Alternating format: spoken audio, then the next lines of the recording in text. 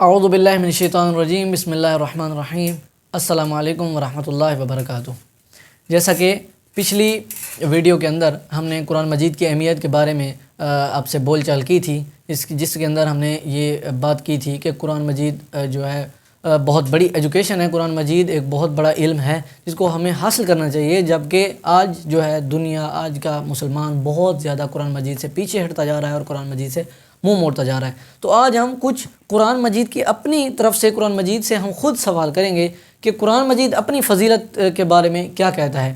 تو ہم نے جب یہ سوال کیا تو قرآن مجید کے کئی مقامات پر ان گنت مقامات ہیں جہاں پر قرآن نے اپنے بارے میں جو ہے ذکر کیا اور اپنے خود کو پڑھنے کی تلقین دی کہ مجھے پڑھو، مجھ پہ تدبر کرو اور میرے بارے میں فکر کرو اور مجھ سے علم حاصل کرو اور پھر اپنی پریکٹیکل لائف میں اسے اپلائی کرو اور پھر دیکھو آپ کو جو ہے کامیابیاں ملتی، پھر آپ کس طرح سکسیسفل بن سکتے ہیں۔ تو پہلی آیت کی طرف چلتے ہیں۔ جو پہلی آیت ہے وہ سورۃ القمر کی آیت ہے، اور یہ آیت ایک پکار ہے، ایک سوال آپ سمجھ لیجئے، ایک ندائیہ سوال ہے کہ خدا تعالیٰ فرماتے ہیں وَلَقَدْ يَسَّرْنَا الْقُرْآنَ لِلذِّكْرِ فَهَلْ مِن مُدَّكِرٍ، کہ ہم نے اس قرآن کو نصیحت کے لیے آسان بنایا ہے، یعنی کہ ہم اس سے نصیحت حاصل کریں اور ہم نے اسے آسان بنایا ہے۔ کس چیز کے لیے؟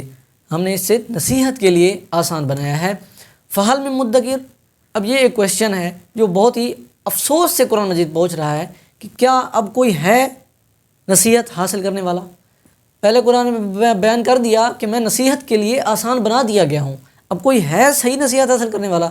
بہت ہی ایک جو ہے دکھی فریاد ہے قرآن مجید کی کہ میں تو آسان ہوں لیکن مجھے پڑھنے والا آج کوئی نہیں ہے۔ لوگ مشکلات کے پیچھے بھاگ رہے ہیں، لوگ ان کاموں کے پیچھے بھاگ رہے ہیں جو مشکل ہیں، اور جو میرے اندر جن چیزوں کا سولوشن ہے ان چیزوں میں لوگ جو ہے اپنا ٹائم ویسٹ کر رہے ہیں، اور وہیں پر اگر یہ مجھے یوز کریں، مجھے استعمال کریں، مجھ سے جو ہے میرے بارے میں سوچیں، مجھ پر ورک کریں، تو میں انہیں کیا کیا رزلٹ دے دوں۔ دوسری آیت کی طرف چلتے ہیں جو کہ ہے سورۃ المحمد کی آیت کہ افلا یتدبرون القرآن ام علی قلوب اقفالها۔ یہ پھر ایک اسی طرح کی آیت ہے، سیم اسی طرح کی آیت ہے، اور اس میں آیت میں قرآن مجید فرما رہا ہے کہ ہم لوگ قرآن فرما رہے ہیں کہ تم مجھ میں تدبر کیوں نہیں کرتے، سوچتے کیوں نہیں ہو؟ افلا یتدبرون القرآن، کہ تم قرآن پر تدبر نہیں کرتے۔ ام علی قلوب اقفالها، کیا تمہارے دلوں پر قفل ہے، یعنی کہ تمہارے دل بند ہو چکے ہیں، تمہارے دلوں پر تالا لگ چکا ہے، تمہارے دل سیاہ ہو چکے ہیں، تم کیوں مجھ پر تدبر نہیں کرتے، کیوں میرے بارے میں سوچتے نہیں ہو، کیوں جو ہے میرے بارے میں میرا علم حاصل کیوں نہیں کرتے؟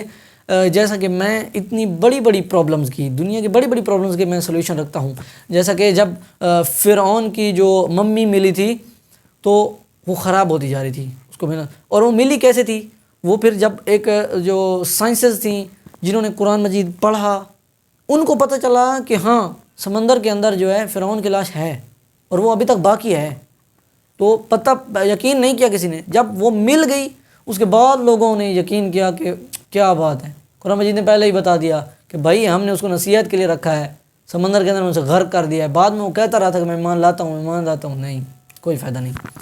تو یعنی کہ ہمیں قرآن مجید میں تدبر کرنا چاہیے، اس پر سوچنا چاہیے، اس کی ایجوکیشن جو ہے گین کرنی چاہیے، علم حاصل کرنا چاہیے اور پھر پریکٹیکل لائف میں اپلائی کرنا چاہیے، حالانکہ ایسا بالکل نہیں ہے۔ اسی وجہ سے ہماری جو عملی زندگی میں جو اتنی بڑی مشکلات آ رہی ہیں، جو ہمارے اوپر آفتیں آ رہی ہیں، وہ صرف اسی وجہ سے ہے کہ اگر ہم قرآن مجید سے ان کا سولوشن لیں تو وہ بہت اچھا ہے۔ ہم تیسری آیت کی طرف چلتے ہیں جو کہ ہے سورۃ الحشر کی آیت، اور یہ آیت قرآن مجید کی شان اور رعب و دبدبہ کی طرف جو ہے ہمیں توجہ دلا رہی ہے کہ قرآن کس قدر اونچی شان اور مقام کا مالک ہے، قرآن کتنی بڑی پاور ہے، قرآن کتنی طاقت رکھتا ہے۔ آیت کا مطالعہ کیجیے گا۔ بسم اللہ الرحمن الرحیم۔ لو انزلنا هذا القرآن على جبل لرأيته خاشعا متصدعا من خشية الله وتلك الامثال نضربها للناس لعلهم يتفكرون۔ تو آیت کا مفہوماً میں بیان کر دیتا ہوں کہ اللہ تعالیٰ فرما رہا ہے کہ اگر ہم اس قرآن کو پہاڑوں پر نازل کرتے تو پہاڑ، آپ خود سوچئے کتنا مضبوط ہوتا ہے پہاڑ کو، مطلب کتنا زیادہ وہ پاورفل ہوتا ہے، جو بڑی ہوواؤں کو روک کر رکھتا ہے ہمارے جو اسٹیبلٹی کے لیے۔ تاکہ ہم اگر وہ نہ ہوتے تو ہم شاید ہوا سے اڑ جاتے. جیسے قرآن میں ہے کہ ہم نے پہاڑوں کو میخوں کی طرح بنایا ہے زمین میں، وہ زمین کو روک کے رکھا ہوا ہے، اتنا وزن ہے. وہ اتنی طاقتفل چیز ہے لیکن پاورفل چیز ہے، پھر بھی قرآن کہہ رہا ہے کہ خدا کہہ رہا ہے کہ اگر ہم اس قرآن کو پہاڑوں پر نازل کرتے تو یہ ٹکڑے ٹکڑے ہو جاتا، پھٹ جاتا. یہ اتنی بڑی طاقت ہے قرآن، اس کے لیے بیئریبل نہیں ہے، وہ اس کو برداشت نہیں کر سکتا. پھر اسی کے اگلے حصے میں ہے کہ اسی آیت کے اسی ورس کے اگلے حصے میں کذالک یضرب اللہ للناس لعلہم یتفکرون. اور اسی طرح کی مثالیں جو ہیں ہم نے خدا فرماتا ہے اسی طرح کی مثالیں ہم نے لوگوں کے لیے پہلے بیان کر چکے ہیں اور اسی طرح کرتے ہیں. مفہوماً میں بیان کر رہا ہوں. اسی طرح ہم لوگوں کے لیے مثالیں بیان کرتے ہیں تاکہ وہ اس سے تفکر حاصل کریں، وہ اس پر تفکر کریں، اس پر سوچیں اور پھر اس کے بارے میں جو ہے علم حاصل کریں اور زیادہ سے زیادہ سوچیں تاکہ ان کو شعور آئے، ان کو پتہ چلے کہ قرآن ہے کیا. لیکن پھر وہی پچھلی آیتوں کی طرف ذہن چلا جاتا ہے کہ لوگ بہت زیادہ وہ جو ہے پیچھے ہٹ رہے ہیں قرآن سے، اور اس کو قرآن سے پیچھے ہٹنا ہمیں بہت زیادہ مہنگا پڑ سکتا ہے. اور خود ہمارے جس نبی کی امت ہیں وہ خود یعنی کہ حضرت محمد صلی اللہ علیہ وآلہ وسلم خود آخرت میں شکایت کریں گے. جیسے کہ قرآن میں ہے کہ وہ کہیں گے رب سے جو ہے اپنا کلام کرتے ہوئے کہیں گے کہ یا قوم اتخذوا ھذا القرآن مہجورا، کہ اس قرآن کو جو اللہ تعالیٰ نے ان پر نازل کی، اس قرآن کو میری قوم نے بہت ہلکے میں لے لیا، اس کو وہ اوقات، وہ قیمت نہیں دی، وہ قدر نہیں دی جو اس کو دینی چاہیے تھی. تو اس پر جب نبی شکایت کر رہا ہے تو سوچیں یہ وہ نبی ہے حضرت محمد صلی اللہ علیہ وسلم جن کو لوگوں نے بہت تنگ کیا، بہت شدید تنگ کیا اور اتنے مظالم ڈھائے، ان کی آل پر اتنے مظالم ڈھائے، ان کے صحاب پر اتنے مظالم ڈھائے، لیکن پھر بھی انہوں نے بد دعا نہیں کی اور کہا کہ میں تو رحمت للعالمین ہوں، میں کیسے بد دعا کر سکتا ہوں. لیکن یہاں پر وہ خود جا کر آپ کی شکایت لگائیں گے. سوچیں تب ہمارے ساتھ کیا ہونے والا ہے آخرت میں، جب ہمارے اپنے نبی خود جا کر ہماری شکایت لگائیں گے رب کو کہ اے میرے رب، ان لوگوں نے یعنی کہ میری امت نے اس قرآن کو بہت ایزی لیا، اس پر توجہ نہیں دی، اس کی قدر نہیں دی.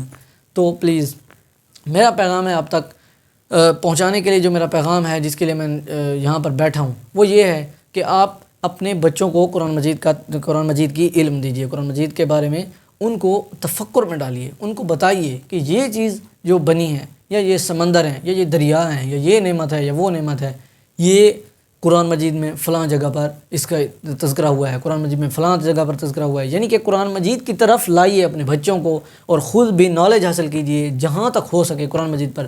قرآن مجید بہت وسیع علم ہے اور قرآن مجید میں کئی جگہوں پر آپ جب ایک بار قرآن مجید پڑھیں گے کئی بار تو آپ کو قرآن مجید میں صاف مسائل کا حل نظر آئے گا. قرآن مجید خود آپ کو سلیوشنز بتائے گا کہ آپ نے کیا کیا کرنا ہے فلاں مسئلے کو حل کرنے کے لیے، فلاں مسئلے کو حل کرنے کے لیے. اسی پیغام کے ساتھ میں آپ سے اجازت چاہوں گا. السلام علیکم ورحمۃ اللہ.